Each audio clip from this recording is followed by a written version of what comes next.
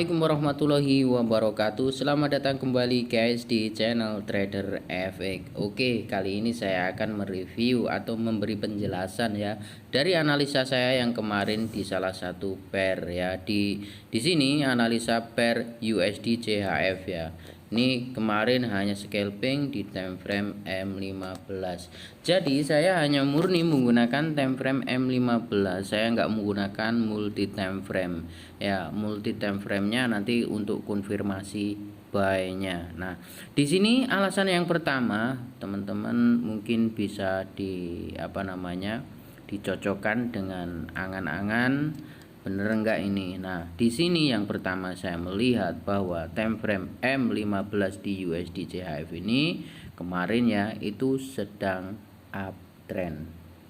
Oke, sedang uptrend. Maka opsi yang paling tepat adalah mencari peluang buy.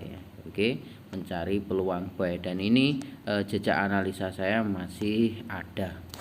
Nah, di sini yang pertama saya perhatikan di sini ada garis trendline ya, horizontal line, atau di sini ada resisten yang sangat kuat di mana di sini mampu mereject harga. Nah, kemudian pada akhirnya ini di break. Oke, di break ya kan. Maka sesungguhnya break ini ya. Break ini yang mana ini? Nah, ini dari break kemudian retrace turun, ini adalah demand guys. Jadi ini adalah demand, zone demand yang sangat luas. Maka area yang tepat untuk mencari posisi buy adalah di zone ini. Kenapa di sini saya bilang demand? Karena ini sebenarnya adalah rally base rally yang sejajar dengan ini resisten. Oke, nah, dan bisa dibilang juga bahwa ini rally base rally ini adalah demand hasil break resisten. Nah, oke, nah kalau diperhatikan juga teman-teman, kenapa saya menggambar yang namanya ini ya, menggambar di sini. Ini lihat, di sini ada low, di sini ada high, ya. Kemudian di sini ada low lagi, kemudian di sini ada higher high, di sini ada lower low. Di sini adalah level QM. Nah, makanya ketika harga naik di sini seharusnya di sini kan kita akan sell kan. Ternyata harga hanya bereaksi sebentar di sini, membuat rally base rally kemudian terbang. Artinya ini adalah QMTR, Quasimodo yang tidak direspek. Oke. Nah, dan di sini juga adalah zona liquidity. Nah, ada banyak resisten yang sejajar, ada 3 yang ujung tadi, kemudian di break, tapi setelah break dia justru drop. Drop di sini hanya untuk mengambil demand yang di sini, kemudian dia break ke atas. Jadi garis ini adalah garis liquidity.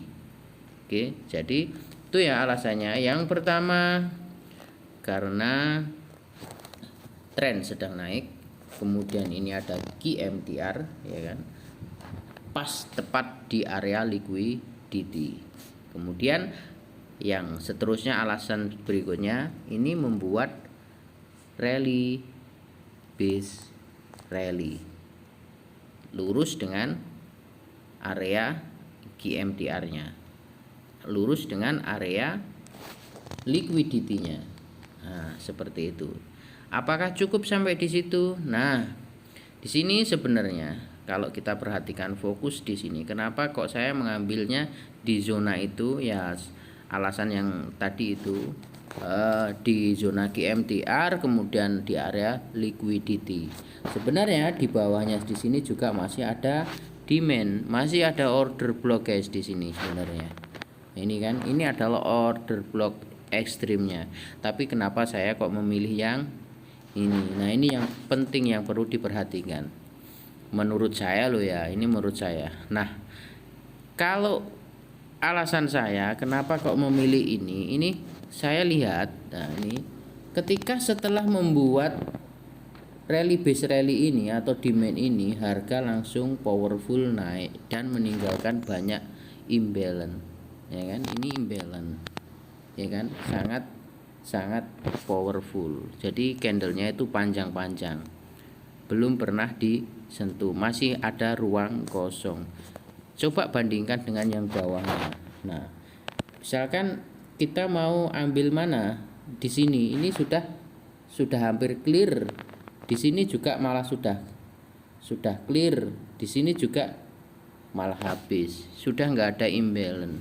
Tapi kalau kita mengambil demand yang ini, maka clear di atasnya ini masih menyisakan imbalance. Harga turun itu tujuannya untuk apa? Ya untuk ngefill imbalance kan. Ini turun untuk ngisi imbalance ini. Setelah ini imbalance ini clear diisi, ya kan, harga berhasil ngisi imbalance ini, maka dia akan mengambil order di bawahnya yang masih fresh itu sebagai bahan bakar untuk melanjutkan perjalanan. Nah, ini kebetulan perjalanannya naik. Oke. Seperti itu analisa saya, kenapa kok saya memilih order block yang ini.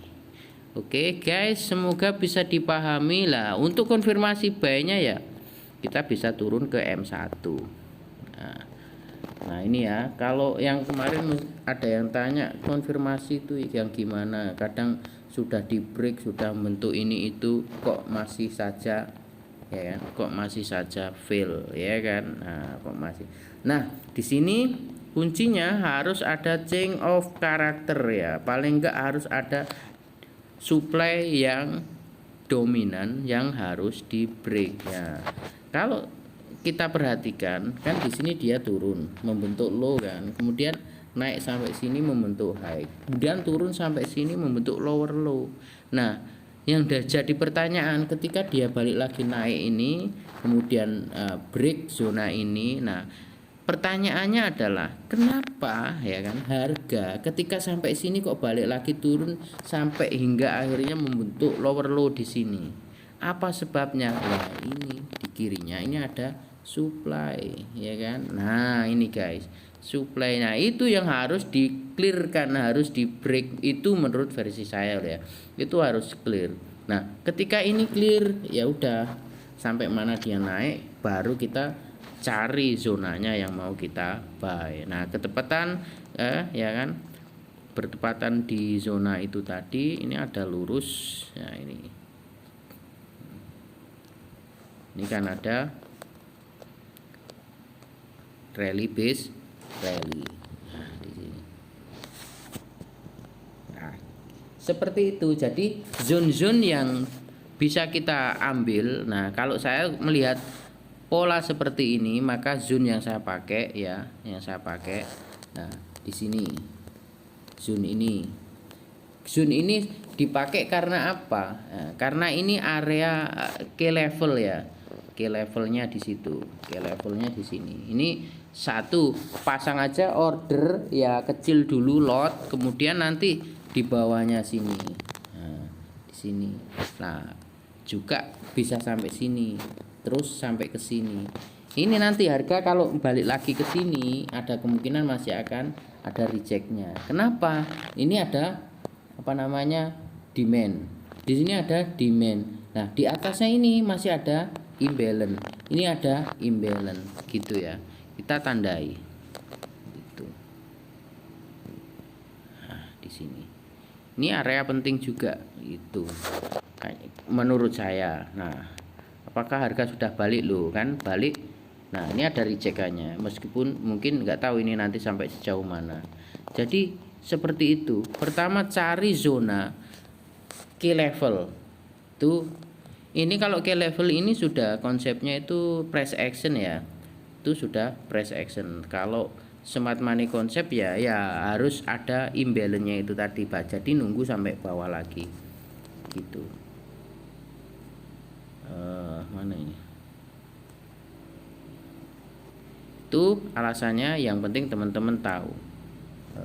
Jadi ketika kita mau B, misalkan kita enggak ini ya, kita enggak apa namanya, enggak pakai konfirmasi yang lebih. Misalkan kalau M15 saja kan ini sudah apa namanya, jaraknya kan nggak terlalu jauh kan.